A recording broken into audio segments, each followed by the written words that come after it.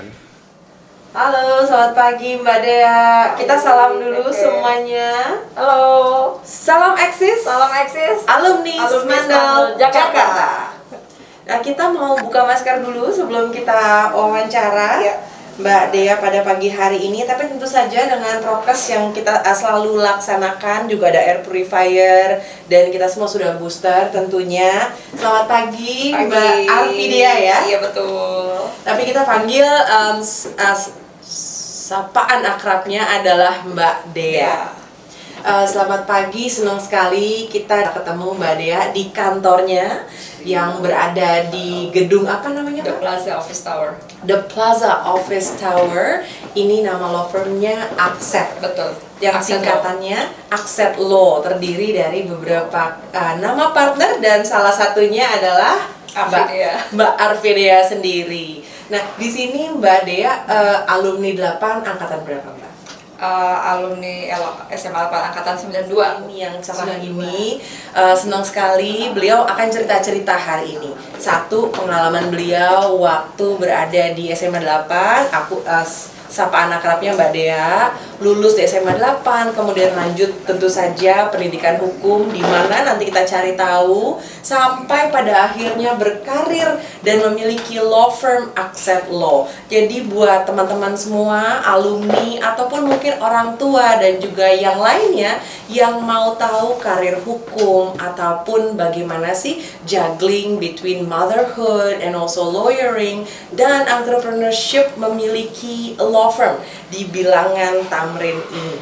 So kita segmen pertama kita mau tanya dulu, selain lulus tahun 92 mungkin Mbak Dea bisa explore, ceritain lagi dulu di kelas apa, mungkin sekolah tuh senengnya mata pelajaran apa gitu Mbak.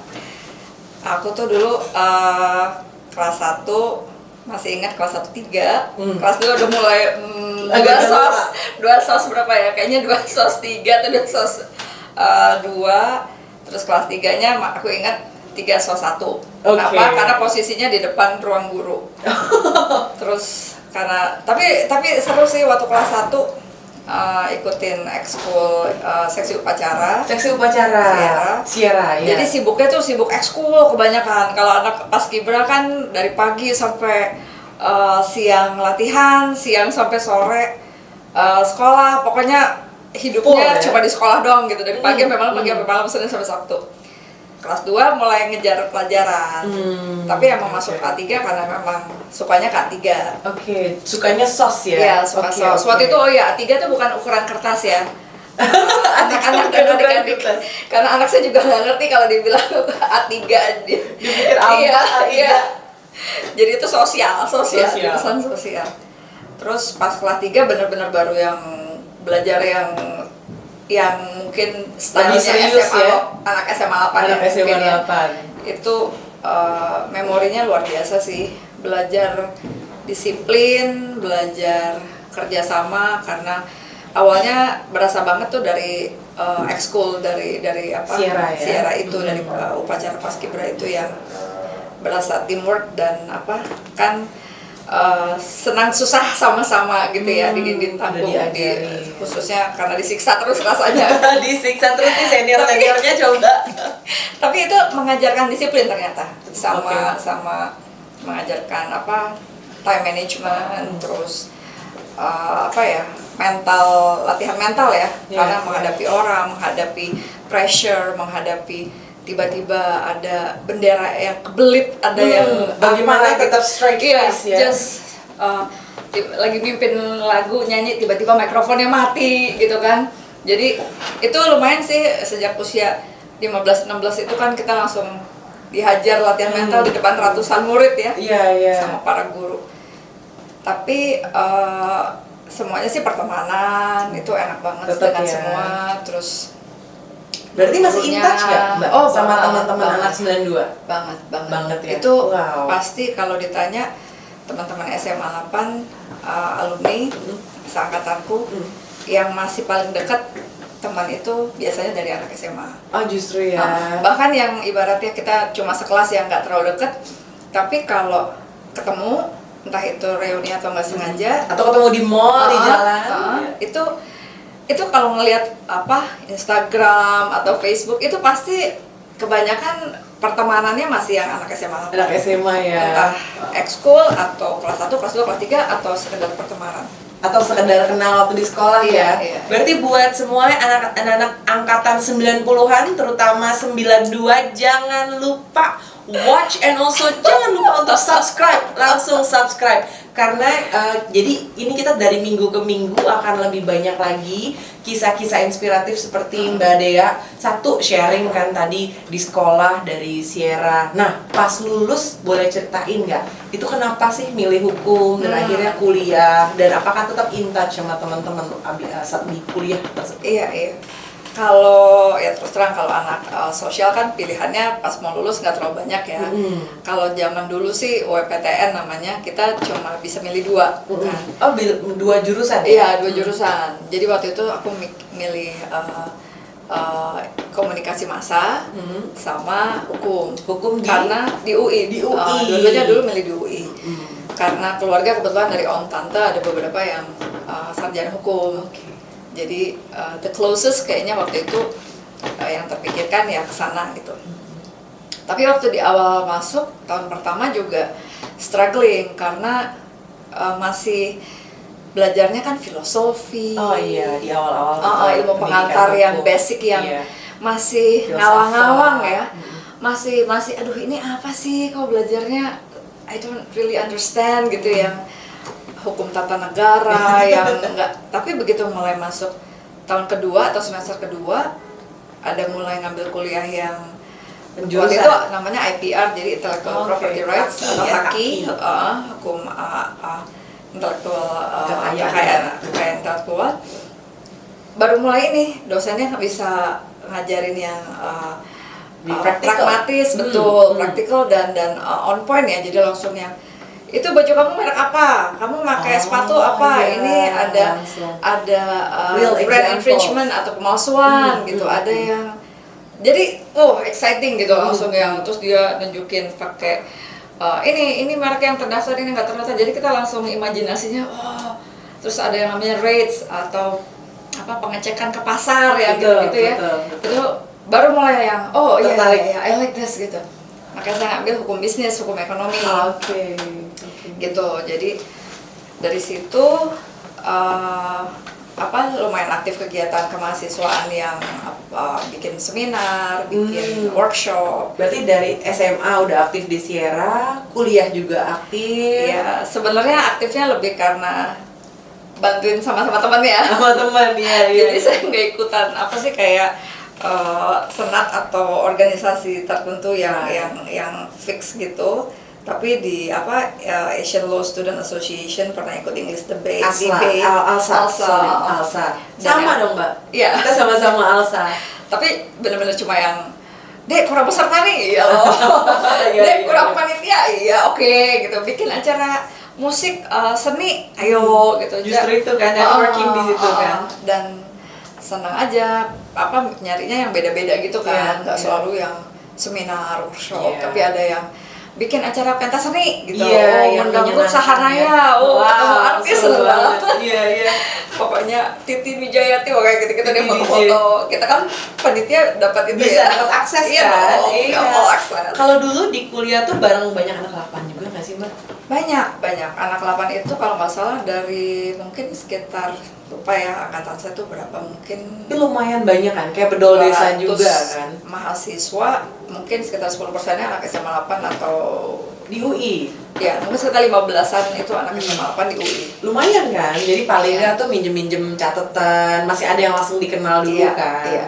Lumayan, jadi memang itu enaknya anak SMA 8 ya, kita terus berjejaring sampai sekarang. Nah, betul. Jadi abis dari situ lulus pendidikannya apa lagi Mbak? Jadi sebelum aku lulus di tahun terakhir itu sempat magang.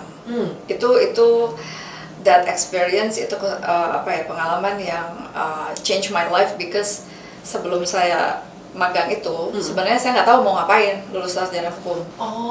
Karena zaman dulu itu kan yang trending adalah dunia perbankan. Iya, yang trending saat itu ya. Jadi tahun 96-an itu 96-97 yang trending tuh perbankan. Jadi mikirnya cuma oh ya udah lulus kerja di bank. Karena setahu saya pada saat itu yang namanya lawyer atau advokat cuma yang ke pengadilan itu, yang litigasi. Iya. Jadi belum kebayang yang namanya corporate lawyer gitu kayak apa. Nah begitu ada kesempatan magang 3 bulan, wah langsung yes, this is what I want to do. Magang berarti di law firm juga, Iya, Mbak? betul. Menarik. Berarti itu gara-gara ikut workshop.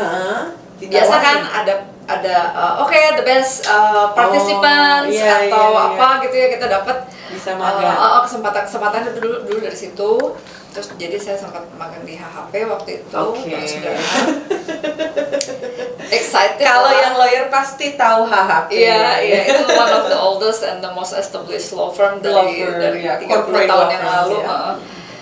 Jadi kesempatan di situ, habis itu saya udah I never change gitu, I never change my decision. Memang suka berarti. Nah, sekarang ngomongin magang nih, kita mungkin fast forward sedikit sebelum kita ngomongin pendidikan lanjut Mbak Dea. Mbak Dea ini kan pemilik dari Accent Law. So you own a law firm and this is a great local international law firm yang memang well recognized ya, terutama di sektor-sektor tertentu seperti pertambangan. Nggak ada yang nggak tahu siapa Mbak Dea. Nah, itu Mbak terima juga nggak kira-kira ada yang mau intern atau mau magang atau sekedar mungkin mau tanya-tanya, mungkin teman-teman alumni yang lain mau networking dengan Mbak Dea gimana? Kita selalu ada ongoing networking, networking juga iya sih. Sama internship buat anak mahasiswa. Berarti dibuka ya? Betul. Lo membuka internship. Kita reguler sih, kita selalu ada setiap tahun, biasanya dari magang 2 sampai 6 bulan. Biasanya kalau yang 6 bulan tuh benar-benar udah kuliahnya udah habis, dia sambil nyambi skripsi. Terus kalau yang 2 bulan biasanya yang semester tengah semester ya. betul. Dan biasanya sih kita harapkan kalau memang anaknya berminat dan cocok atau bagus juga ya, lanjut biasanya langsung ya kesini karena kan udah tahu. Iya. Kalau kita cocok gitu, biasanya kita pengen why don't you continue with the next interview for associate gitu. For permanent position betul. Jadi juggling between motherhood dan juga berkarir dan owning a law firm. But before that, dari S1 Hukum UI lanjut kemana tuh Mbak? Mungkin ada tips and trick buat teman-teman yang sekarang masih di S1. Jadi waktu itu setelah lulus S1 kerja beberapa tahun lawyering, tapi sejak lulus memang kepengen aku harus S2 gitu ya. Emang dari dulu pengennya begitu. Dan pengennya karena ada kesempatan untuk hidup di luar negeri, pokoknya sekolahnya di luar negeri S2-nya. Dan untungnya juga kantor pada saat itu menyediakan scholarship buat associate yang memang qualified gitu. Di samping kan ada scholarship yang dari luar ya, mungkin dari Fulbright atau dari mana.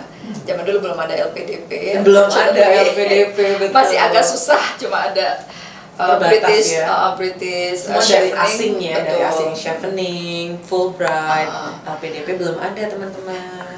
Jadi waktu itu 5 tahun kerja, saya sekolah S2 yang ambil LLM di Duke University di North Carolina di US. Itu juga bagus sekali sih pengalamannya. Kalau saya pribadi dan rasanya teman-teman partner atau senior lawyers juga sama view-nya. Kalau teman-teman mau belajar S2, habis S1 selesai, jangan buru-buru, jangan langsung. Ya, jadi belajar dulu. Kalau jadi kerja dulu, belajar dulu di law firm ya. Iya. Sebenarnya kerja nggak harus di law firm, tapi boleh di mana aja. Tapi sebelum S2 itu kerja dulu.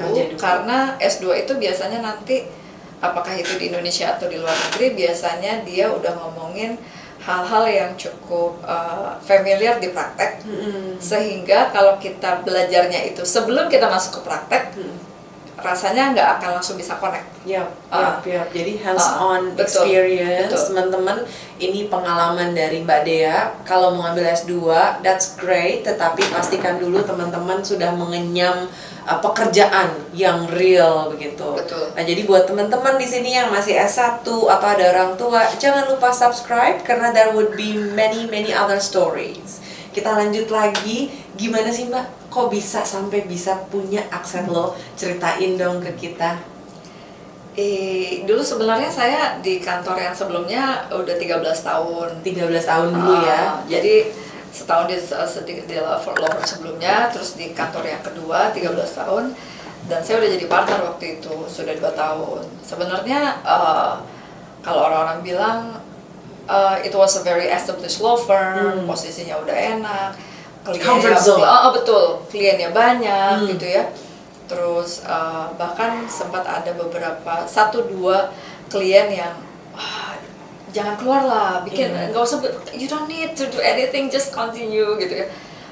Dengan bagus banget dengan yang sudah ada gitu. Cuma mungkin setelah waktu itu practicing 14 tahun, saya benar-benar pengen melakukan hands-on management aspects. Jadi pengen naik kelas. Karena 14 tahun lawyering, walaupun sudah di manajemen 2 tahun, sebenarnya sebelum itu juga pre-management ada beberapa aspek yang sudah dikerjakan juga. Tapi kayak saya pengen naik kelas dong, pengen naik kelas. I want to handle more things. Naik kelas ya. Betul. Ingin something better lebih baik gitu. Sehingga Mbak mendirikan Accent Law. Apa sih visi misinya dari kantor hukum ini? Accent Law itu kita sebenarnya visi misinya kita pengen jadi law firm yang tentunya profesional, punya integrity yang tinggi, integritas yang tinggi. Integrity is number one, core value di kantor kita.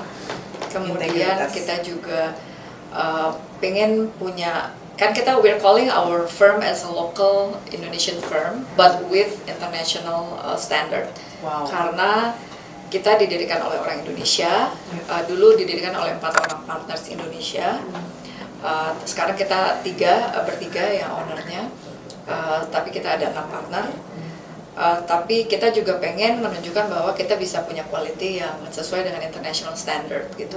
Meskipun tidak ada pemegang saham asing.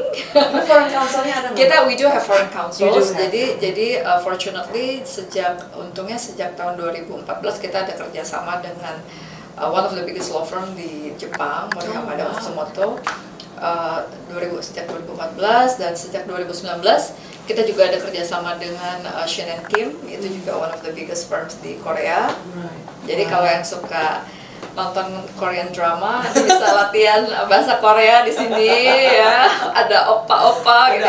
Opanya tapi udah aja sih udah om. Kita punya, actually we do have one Korean lawyer di kantor.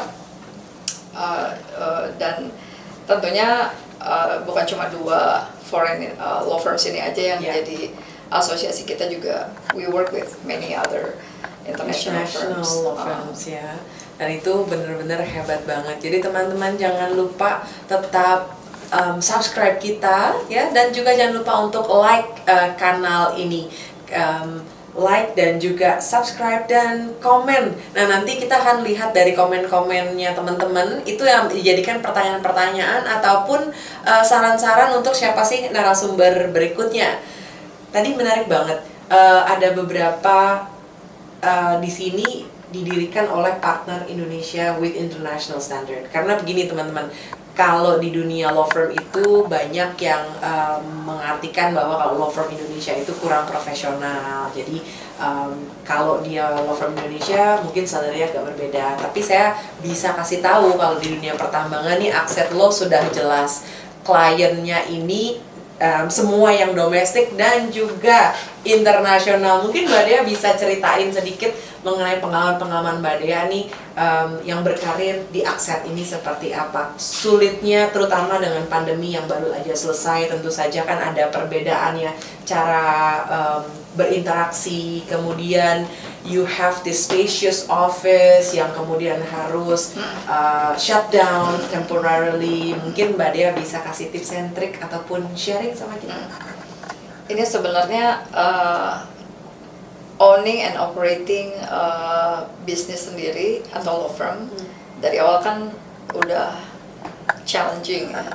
Tapi juga sangat menarik gitu. Jadi kalau suka tantangan itu emang mungkin sebagai alumni SMA 8 ya, yang dari sekolah udah ada tantangan terus ya, tantangan PR, tantangan ini, tantangan itu jadi nggak ada habis-habisnya. Tapi tergantung cara kita memandang ya setiap tantangan atau permasalahan.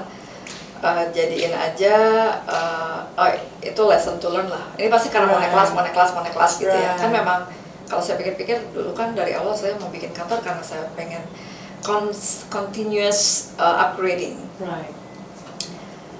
It was interesting, challenging, and exciting in the beginning.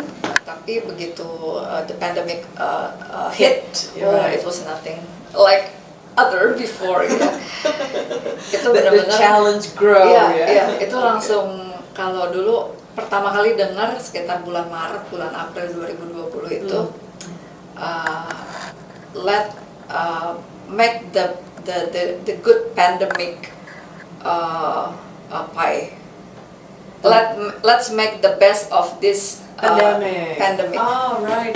Jadi waktu itu mikirnya, apa yang bagus gitu, apa yang the best gitu. Tapi ternyata itu kan saya rasa semua bisnis sektor pasti shifting juga ya, shifting juga. Dan shifting. Iya, kita dari the way we're doing our business itu dari karyawan, treatment karyawan, dari kita bagaimana making the most efficient way to continue our production dengan mengurangi cost-cost yang variabel yang nggak perlu, dengan mengurangi mungkin sebagian office space karena sekarang working lebih from home flexible, bisa flexible. from home, bisa from anywhere. Kemudian marketing juga kita menggunakan tools yang banyak digital tentunya, semua pakai digital ya, webinar, pakai publications, pakai podcast, pakai macam-macam lah, banyak caranya. Jadi dan rasanya to be honest setelah 2,5 tahun pandemic ada hal-hal yang kita menjadi lebih efisien. Justru tuh. Iya, yang we wouldn't have changed it even after the pandemic is over ya. Rasanya kita akan tetap let's continue this gitu. Karena ternyata memang lebih bagus, lebih efisien gitu. Dan tentunya buat business owners lebih cost efficient itu yang paling penting ya. That's the key word, more cost efficient. Tapi serunya itu dari Mbak Dea adalah tantangan tuh dia nggak takut teman-teman. Justru bagaimana tantangan itu menjadi make the best out of it dan diambil lesson learn-nya. Nah kita udah ya so called over the pandemic. Mungkin belum selesai ya, tapi at least kita tidak setakut dulu lagi. Kalau kita lebih dive deeper to the business, how's business now kira-kira? Well, sejujurnya walaupun pandemic is almost over, orang-orang udah kerja working from office again, kita udah meeting in person lagi dengan klien, dengan government officers, dengan lain-lain. Tapi the revenues tuh belum catching up ya, kan masih kan kerjaan mulai membaik. The type of business, jadi waktu di awal pandemic tuh banyak kan investor atau pengusaha yang wait and see, mereka langsung taking break ya, langsung ngerem gitu ya, wait, di freeze postpone dulu ya. Transaksi itu kalau nggak batal di hold atau dikecilin. Misalnya tadinya size-nya ada 100 menjadi 10. Pokoknya semua orang menjadi lebih konservatif. Sekarang di tahun ketiga udah mulai, jadi kalau 2 tahun yang lalu, setahun yang lalu lebih ke yang bankruptcy, debt restructuring, haircut dan sebagainya gitu ya. Jual aset. Kalau sekarang lebih ke yang bukan the better, tapi the happier side of the business lah.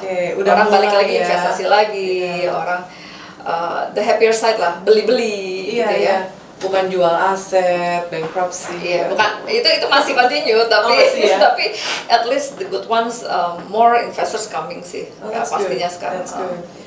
Sektor apa sih yang menjadi kekuatannya Accent Law? Ini sekalian kita sharing, pasti di sini ada beberapa yang ingin tahu lebih lanjut mengenai Accent Law. Tentu saja bisa hubungi websitenya dan jangan lupa untuk selalu like, comment, dan juga subscribe kanal kita ini. Sektor mana kira-kira? Kalau dulu waktu kita berdiri tahun 2010, pertama memang untuk marketing kita lebih gadangkan mining, tambang dan energi sektor.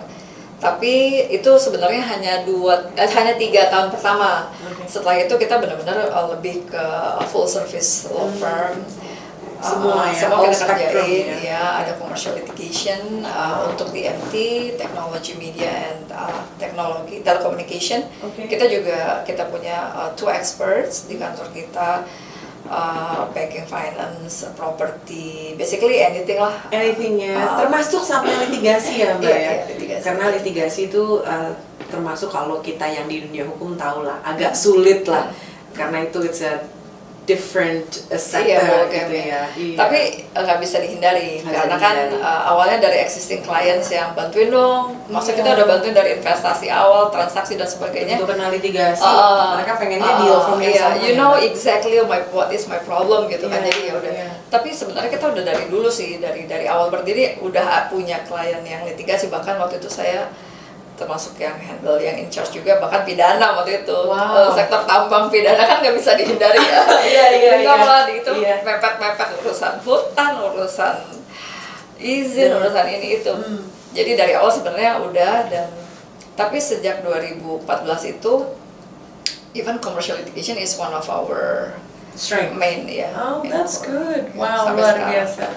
Tapi jadi dibilanglah all spectrum gitu ya Mbak. Dengan kekuatan-kekuatannya tentu saja masih di dunia pertambangan, kemudian ada litigasi tadi, Ada TNT, ada telekomunikasi, ya, media. ada media.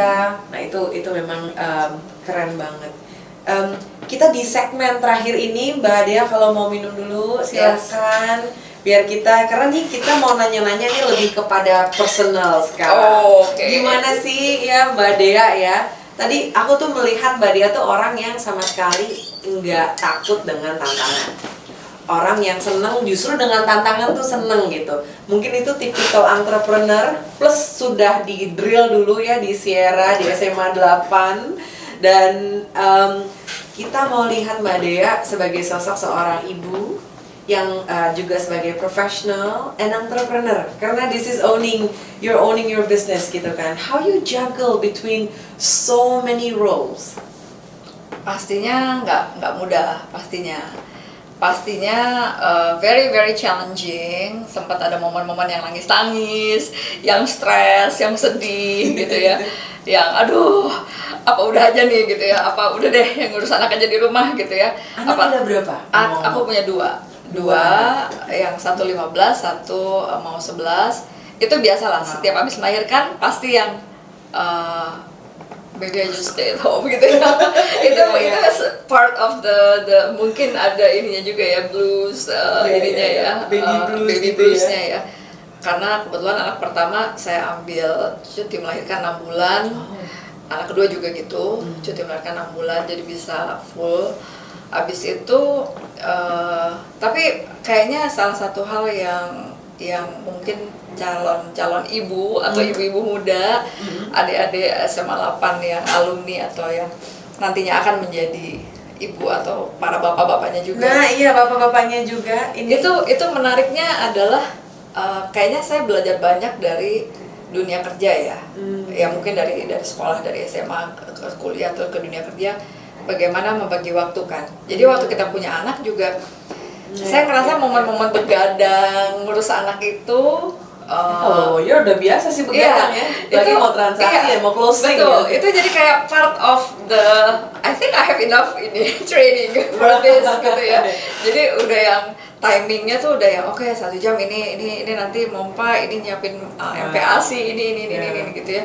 itu udah lumayan gitu. Jadi bukan yang panik yang yang gimana gitu ya, aduh gimana nih gimana. Kayak sepertinya sudah dipersiapkan ya saya oleh ngerasa profesi. betul sama apa antara disiplin, self disiplin sama mungkin badannya juga udah kebiasaan di long hours gitu ya. Iya, long hours, betul. Tahan banting.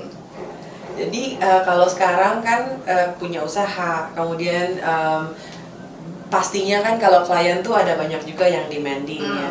Nah terus gimana nih kita, tadi kan waktu masih baby, kalau sekarang kan you deal with teenagers ya, atau preteen, umur 15 kan lumayan tuh banyak permintaannya, entah liburan atau apa.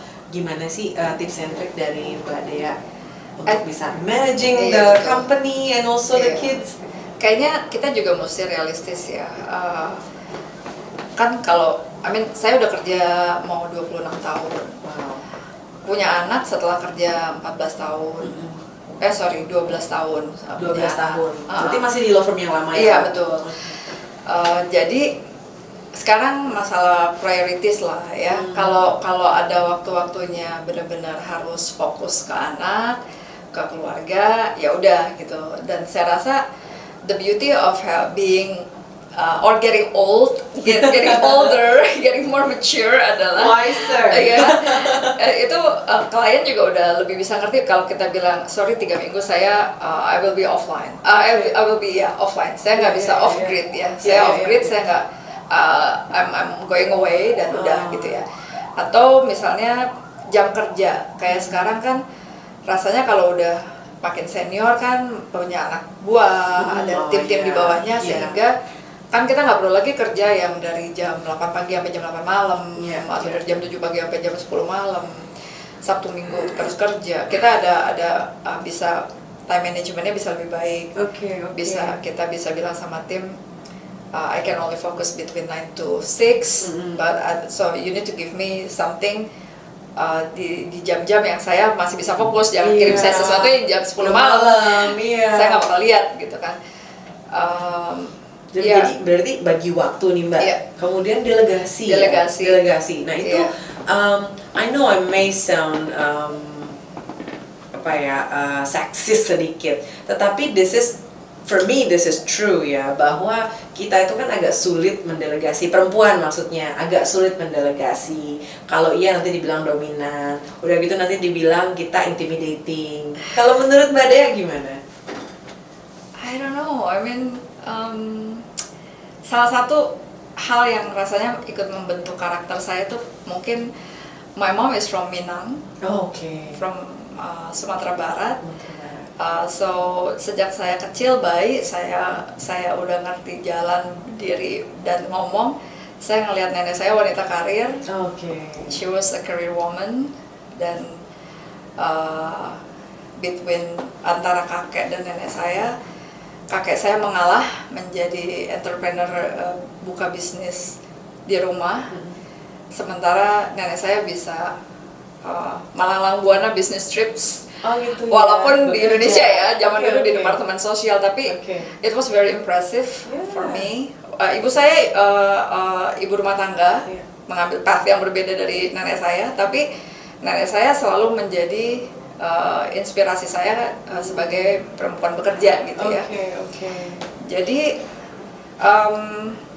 karena background keluarga yang tidak pernah melihat perempuan sebagai sosok yang inferior atau membutuhkan harus ayo kamu harus lebih baik karena kamu harus sama dengan laki-laki, karena kita nggak ada isu itu, kita selalu we're equal dari awal ya.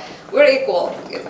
Apalagi kalau orang Minang kan yang dari hukum adat Minangkabau itu yang menguasai harta dan sebagainya itu biasanya anak perempuan, istri, ibu gitu ya. Jadi but apart from that yang diberikan oleh orang tua saya, didikannya adalah anak perempuan, anak laki sama, nggak pernah ada perbedaan. Kemudian juga yang saya syukuri di karir sebagai corporate lawyer itu juga pendiri-pendiri corporate lawyers itu sejak tahun 80-an banyak yang perempuan juga, banyak yang ibu-ibu. Walaupun mereka pakai nama bapak-bapak, ayahnya biasanya Yang mana di zaman saya langsung pakai first name saya Arvidea. Jadi Akset itu dari A-nya tuh Arvidea karena saya ini perempuan ya. Law firm ada perempuannya, walaupun sisanya laki-laki. Sekarang dari 6 partner kita punya 3 partner laki-laki dan 3 partner perempuan. Mudah-mudahan sih teman-teman lawyer yang lain, khususnya yang perempuan, merasakan hal yang sama bahwa nggak ada perbedaannya. Lawyer laki-laki atau perempuan. Saya kerja di hukum pertambangan sejak tahun 2000. Dari 2000 saya masih sekolah. Saya coba nambah-nambahin ternyata enggak ya, 2000. 22 years ago. Itu biasanya hampir nggak ada perempuannya. Pasti laki-laki, bapak-bapak, engineer, geologis, dan jadi yang paling kecil, paling muda, paling gitu ya. Tapi ya, we just do our best and the rest is history. Tinggal pokoknya kita membuktikan diri aja gitu. Pernah dimarah-marahin sama komisaris BUMN dan sebagainya, bapak-bapak yang tua itu ya udah ngomong aja. Tetap dengan confidence-nya. Luar biasa nih buat semua teman-teman, terutama mungkin lawyer-lawyer muda, mungkin ada yang perempuan, bisa melihat dari pengalamannya Mbak Dea, SMA 8 angkatan 1992.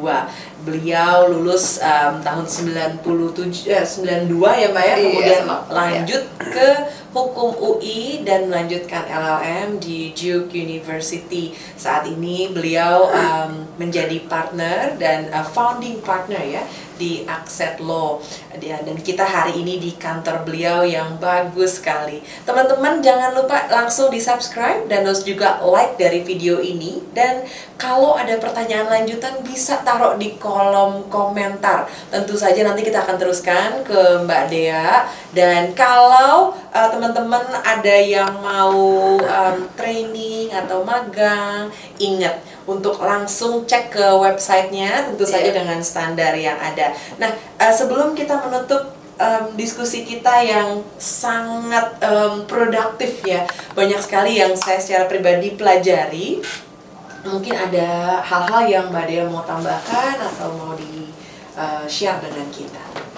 Mungkin kalau buat adik-adik gitu ya, atau buat alumni SMA 8, atau buat sama-sama kita orang tua, sesama alumni SMA 8, salah satu hal lagi yang diperlukan untuk setiap pekerja di profesi apapun sebenarnya ya, bukan cuma untuk lawyer, itu kemampuan untuk bisa beradaptasi dan kemampuan untuk toleransi atau juga teamwork.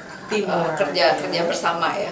Itu yang kita perlukan, dan itu salah satu yang kalau buat orang tua, mungkin saya juga sebagai orang tua yang ngajarin ke anak-anak kita bagaimana saling bertoleransi dan bisa bekerja bareng dalam satu tim, bahwa together we're stronger, something like that gitu ya. Walaupun tentunya tetap menunjukkan kemampuan diri masing-masing dan kemampuan untuk empati ya mungkin ya. Kita karena kan sebagai konsultan atau lawyer atau profesi apapun, dokter atau akuntan atau apapun, kan kita harus punya empati bahwa ada orang yang kesulitan yang mau dibantu, ada yang benar atau salah itu kita lihat lagi. Jadi lebih objektif penilaiannya. Tapi engagement pribadi tadi ya, lebih empati. Betul. Yang penting sih kita profesional, objektif, dan tentunya kalau saya sih harapkan kita punya pemikiran itu harus positif. Harus optimistis, harus positif. Melihat sesuatu itu, there must be the bright side of every angle ya, every dark spot. This is coming from a lawyer, lady entrepreneur yang sudah mendirikan law firmnya sendiri 12 tahun ke belakang setelah berkarir 14 tahun sebelumnya. Thank you so much atas nama teman-teman di kanal. Terima kasih banyak Mbak Dea sudah menerima kami di pagi hari ini. Terus berkarir, terus berkarya, dan kita tunggu berita-berita selanjutnya. Buat teman-teman, terima kasih sudah menyaksikan di kanal ini, di kanal YouTube ini. Jangan lupa langsung subscribe, like video ini, dan tulis di kolom komentar. Sampai ketemu lagi. Makasih. Makasih. Thank you, Mbak Dea. Thank you so much ya. Makasih banyak. Saya sebenarnya honestly this is a weird like talking too much about my